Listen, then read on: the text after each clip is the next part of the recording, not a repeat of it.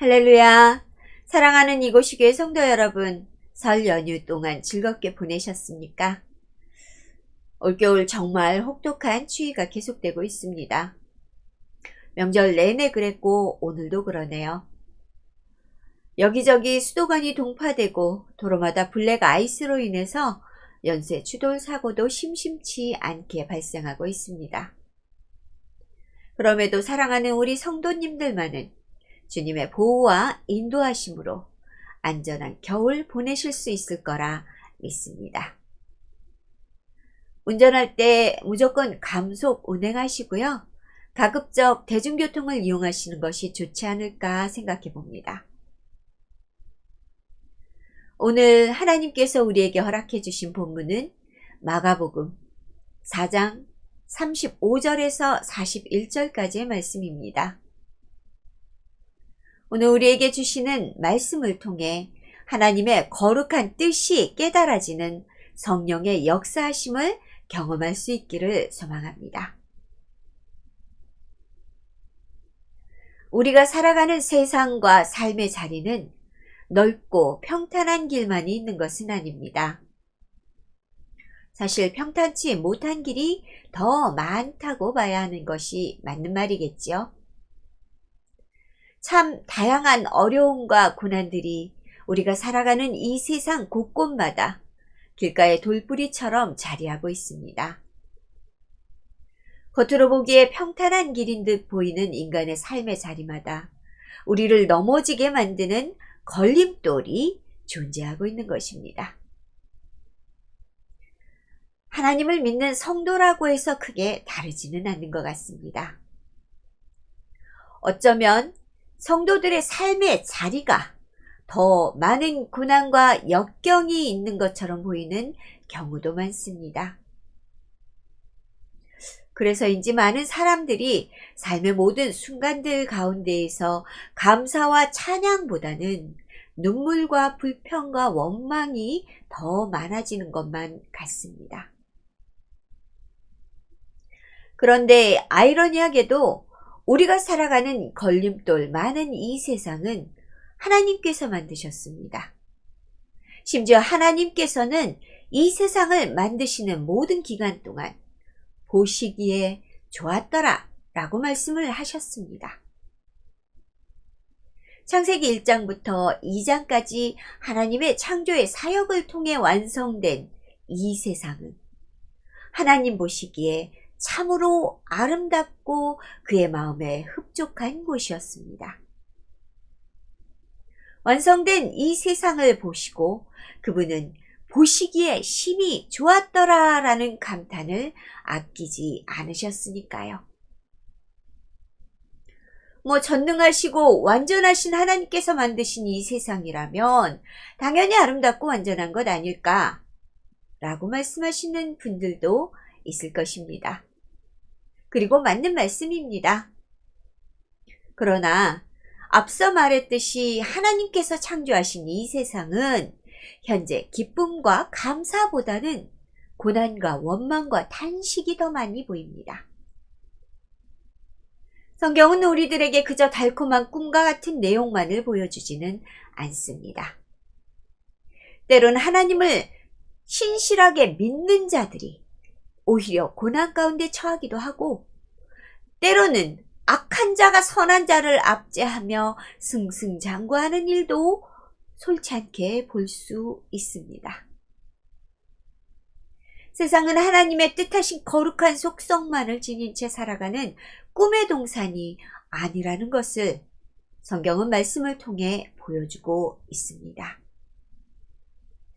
이것을 혹자는 현실의 바다라고 표현하기도 합니다. 비록 하나님께서 창조하신 완전한 세상일지라도 이 세상은 고난과 역경과 슬픔과 아픔이 주님께서 창조하신 놀라운 축복과 함께 상존하고 있다는 말입니다. 하나님의 창조하심은 완벽함이 아니라 완전한 것을 추구하기 때문입니다. 하나님께서는 그가 원하시는 것은 완벽한 세상이 아니라 하나님의 뜻에 따라 순리대로 살아가는 완전한 것이며 그것을 통해 하나님께서 이 세상을 구성하시고 섭리하시는 것이라는 말이 됩니다. 우리가 살아가고 있고 살아가야 하는 이 세상은 마치 오늘 본문에 나타난 험한 파도가 일렁이는 갈릴리 바다와 같은 모습입니다. 마가복음은 예수께서 갈릴리 바다 위에서 이적을 행하신 것을 2번 기록했는데요. 오늘 본문인 4장 35에서 41절과 6장 47에서 57절까지의 말씀입니다. 큰 광풍이 일어나며 물결이 배에 부딪혀 들어와 배에 가득하게 되었더라. 그 중에서 오늘 본문은 갈릴리 바다에 광풍이 일어나서 제자들이 타고 있는 배가 몹시 위태한 상황에 처한 것을 보여줍니다. 그들이 타고 있는 배는 그리 크지 않은 소형 선박으로 이 엄청난 광풍을 맞아 이리저리 흔들리다 못해 파도가 넘쳐 물이 배 안으로 들어와 부서질 듯이 위태로운 모습입니다. 당연히 제자들은 몹시 당황하여 불안에 떨고 있습니다. 이 모습을 가장 잘 묘사한 것이 렘블란트의 갈릴리 호수의 폭풍과 그리스도라는 작품입니다. 당장이라도 침몰할 것 같은 작은 배에서 두려워 어찌할 바를 모르는 제자들의 긴박함이 느껴집니다. 그런데 이처럼 당장이라도 뒤집힐 것만 같은 작은 배 안에서 제자들만 있었던 것은 아니었습니다. 예수께서는 고물에서 베개를 베고 주무시더니 제자들이 깨우며 이르되 선생님이여 우리가 죽게 된 것을 돌보지 아니하시나이까 하니 그곳에는 예수 그리스도께서 함께 계셨습니다. 제자들이 죽을까 두려워 떨며 배를 안정시키려고 안간힘을 쓰던 그때 그 배에서 예수는 잠들어 계셨다고 본문은 말하고 있습니다. 심지어 베개를 베고 평안하게 주무시고 있었던 것으로 기록하고 있습니다. 당장에 죽을 것 같은 위기의 순간 아무런 요동도 없이 편안하게 주무시는 예수를 제자들은 흔들어 깨웁니다. 그들은 자신들을 돌아보지 않는 예수를 향하여 우리가 죽게 된 것을 돌보지 않느냐 라며 원망을 하고 있습니다. 예수께서 깨어 바람을 꾸짖으시며 바다더러 이르시되 잠잠하라 고요하라 하시니 바람이 그치고 아주 잔잔하여지더라. 자신을 향한 제자들의 원망 섞인 말을 들으신 예수는 조용히 일어나 바람을 꾸짖고 바다에게 잠잠하라 고요하라 하고 명령을 내리십니다. 그러자 놀랍게도 예수의 명령에 순종하듯 그 소란스럽고 맹렬하던 바람이 멈추고 바다가 잔잔해지는 것이 아니겠습니까? 제자들은 이전에 광풍이 일어 두렵던 마음보다 더 큰 놀라움과 두려움에 휩싸이게 됩니다. 그동안 여러 곳에서 다양한 이적과 기사를 보이셨던 예수님이었음에도 바람과 바다를 잠잠케 하시는 모습은 그들에게 큰 두려움을 가져다 주었습니다. 이 두려움은 단순한 무서움이 아닙니다. 본문의 두려움을 뜻하는 헬라어 에포비휘사는 잠언 9장 10절에서 여호와를 경외하는 것이라는 구절에 사용되었던 히브리어 이라트와 동일한 뜻을 가집니다. 이라트는 인간이 하나님을 직접 보고 그 어미한 존재를 느끼며 두려움에 떨던 모습을 표현하는 말입니다. 구약시대 사람들에게 죄 많은 인간이 거룩하고 정결한 하나님을 본다는 것은 곧 그가 죽음에 이르렀다는 말이었기 때문입니다. 또한 이 단어는 올바른 행동이라는 뜻을 내포하고 있는 말이기도 합니다. 이 말은 곧 경외는 하나님을 만나 그분의 거룩함을 보고 두려워하는 이들이 그 경외심으로 인해 하나님 앞에 바르게 살아갈 동기를 가지게 되며 하나님의 만드신 질서와 다스림에 순응하게 된다는 말이기도 합니다. 이 본문은 제자들이 자신들과 함께 동행하던 예수 그리스도가 하나님의 아들이심을 입술로는 선포했었지만 그들의 심령 깊은 곳에서는 여전히 놀라운 선지자 혹은 랍비라고 여기고 있었을 것이라 생각되는 부분이기도 합니다. 분명 선지자로서 구약시대에 놀라운 이적을 베푼 이들도 많았기 때문에 그들이 이처럼 생각하는 것은 당연한 것이기도 했습니다. 그런데 그들이 큰 능력을 가진 선지자여 랍비라 여기던 예수께서 하나님의 창조 세계를 향해 명령을 하시고 이 명령에 바람과 파도가 순종하는 모습을 직접 눈으로 보게 되었습니다. 이 모습은 이제껏 그들이 알던 선생 예수가 곧 하나님의 본체이셨다는 것을 그들로 절실하게 깨닫게 만드는 순간이었을 것입니다. 그들은 눈으로 하나님을 직접 보게 되었고 죄 많은 자신들이 만난 거룩한 창조주 하나님을 보고 느끼며 통제할 수 없는 무언가에 압도되어 두려움에 떨게 된 것입니다. 예수께서 바로 이 세상을 창조하신 정능자 하나님이셨다는 것을 이제 그들은 그렇게 온 몸과 마음으로 보고 깨닫게 되었습니다. 이에 제자들에게 이르시되 어찌하여 이렇게 무서워하느냐 너희가 어찌 믿음이 없느냐 하시니 창조주 하나님이신 예수 그리스도의 본체를 깨닫게 된 제자들은 두려워 떨며 예수를 바라보고 있습니다. 그런 제자들에게 예수께서 어찌 무서워하느냐, 어찌 믿음이 없느냐 라고 책망을 하셨습니다. 이 책망은 단순한 야단을 치신 것은 아닙니다. 놀라 두려워 떠는 제자들에게 예수께서는 안심해라. 너희들은 이미 내가 하나님의 아들이며 많은 이적과 기사를 베푼 것을 알고 있을 것이다. 그때 나도 창조주 하나님 본체였고 지금의 나도 동일한 창조주 하나님이다. 라고 말씀을 해 주시는 것이었습니다. 그들이 알지 못했던 어떤 다른 존재가 아니라 그들이 오랫동안 의지하고 따르고 섬기던 예수 그리스도, 그들이 선생이라 부르던 바로 그분이라는 것을 말씀해 주고 계셨던 겁니다. 그들이 심히 두려워하여 서로 말하되 그가 누구이기에 바람과 바다도 순종하는가 하였더라. 그럼에도 제자들은 놀란 가슴을 감싸며 예수께서 어떤 존재인가에 대해 이렇게 서로 질문을 하고 있습니다. 그들의 놀란 가슴은 도무지 진정되기 어려웠던 것 같습니다.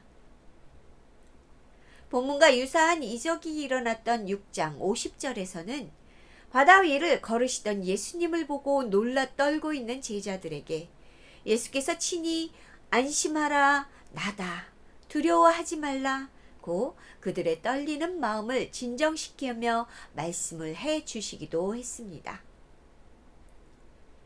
여기에 사용된 나다 라는 말에 해당하는 헬라어는 에고에이미입니다. 이 말은 예수께서 자주 사용하시던 단어로 요한복음에서는 내가 생명의 떡이다. 내가 곧 길이요 진리요 생명이니 라고 사용하셨던 말입니다. 그런데 이와 같은 구절을 구약의 매우 중요한 사건에서 우리는 만나볼 수 있습니다. 나는 스스로 있는 자이니라. 출애굽기 3장 14절 시내산에서 모세에게 출애굽 명령을 하시던 하나님께서는 자신을 이렇게 표현하고 계셨습니다. 이 표현은 구약의 다른 본문에서도 만날 수 있는데요. 신명기 32장 39절은 내가 그다. 이사야 41장 4절은 내가 곧 그다 라고 말하고 있는 것을 찾아볼 수 있습니다. 이 표현을 통해 우리가 확실하게 알 수 있는 것이 과연 무엇일까요? 그것은 제자들이 예수께서 풍랑을 잠재우셨던 사건을 보면서 품었던 그가 누구기에 바람과 바다도 순종하는가 하는 질문에 대한 명확한 답변입니다. 그것은 예수 그리스도는 바로 창조주이시며 전능하신 하나님 본인이시라는 겁니다. 제자들에게 이 사건은 그분의 온전한 정체성을 바르게 보여주며 그들이 만난 하나님으로 인해 그들의 전 생애가 하나님의 복음의 증거가 될 수 있게 이끌어주시는 원동력이 되었습니다. 본문에서 제자들이 그랬던 것처럼, 시내산에서 모세가 그랬던 것처럼, 우리는 우리가 믿는다고 생각하는 예수 그리스도에 대해서 바르게 깨달아 알지 못하고 있습니다. 지식으로나 문자적으로는 분명 예수 그리스도는 우리의 구주이시며 창조주 전능자 하나님의 아들 하나님과 동등된 본체라고 알고 있지만 진정으로 예수 그리스도를 그렇게 보고 믿고 깨닫고 있는지는 확신할 수 없습니다. 사랑하는 성도 여러분들께 예수 그리스도는 진정으로 어떤 분으로 다가오실까요? 우리를 죄에서 구원하셔서 우리가 지옥에 가지 않게 만들어주셨던 고마운 분이신가요? 아니면 우리의 심령의 외로움과 삶의 고통을 회피하기 좋은 피난처이신가요? 부모님께서 믿음의 가정을 이루셔서 어릴 때부터 자연스럽게 만났던 습관적인 대상은 아닌가요? 그것도 아니면 누구나 가질 법한 다양한 신들 중에 선택한 하나의 종교인가요? 저는 아주 오랫동안 교회를 다니면서 신앙에 확신이 있었던 사람입니다. 그러나 제가 살아온 삶의 시간들은 매우 가혹했고 그로 인해 좌절과 슬픔으로 삶의 많은 부분을 눈물로 지내왔던 사람입니다. 그런 제가 그럼에도 단 한 가지 확고하게 붙잡았던 것은 제가 하나님의 피조물이며 그분의 자녀라는 것이었습니다. 나를 만드셨고 나의 모든 삶의 주권을 가지신 분이 하나님이라는 이 생각 덕분에 여전히 하나님께 경배하며 찬양하며 그분으로 인해 숨쉬며 살아가고 있습니다. 물론 여전히 저의 삶은 많은 어려움들이 남아 있습니다. 그럼에도 매일매일 세상을 살아갈 힘을 얻는 것은 온 우주 만물의 창조자께서 저를 불러서 자신의 자녀라 삼아주신 것에 대한 확고한 믿음이 있어서입니다. 말하자면 세상 가장 든든한 백이 되어주신 분이 창조주이며 전능자이신 하나님인 것입니다. 그리고 오늘 말씀을 통해 또 한 가지 확실하게 깨달아 알게 됩니다. 그것은 창조주이신 하나님의 현신, 곧 예수 그리스도께서 바로 생명을 창조하신 분이시며 질서를 창조하신 분이시며 평안을 이루어 가시는 분이라는 것입니다. 그것이 예수 그리스도께서 이 험한 세상 가운데 자신의 사랑하는 제자요 자녀인 우리들을 위해 이루어 가시는 새로운 창조의 주체라는 것입니다. 이 험난하고 복잡한 어지러운 세상 가운데 새로운 창조의 질서를 이루어 가시는 예수 그리스도의 정의와 공의와 공평은 우리가 살아갈 수 있는 힘과 도움이 되어 주십니다. 아마도 그것이 이 세상에 그분이 육신을 입고 십자가의 수치와 조롱을 감당하셨던 가장 큰 이유이기 때문입니다. 우리 각 사람에게 다가오는 예수의 모습은 다를 수 있습니다. 그러나 그분은 우리를 만드시고 우리를 이끌어 가시는 분이라는 것에는 변함이 없습니다. 이제 새로운 창조의 주체가 되어주시는 그분께 우리의 삶의 주권을 돌려드리고 놀라운 그의 능력을 의지하며 하나님의 나라의 자녀로서 확신이 가득한 삶을 누리며 그 삶을 전할 수 있는 사랑하는 이곳교회 성도님들 되시기를 간절히 바랍니다. 행복한 주말, 주일 보내시길 바랍니다.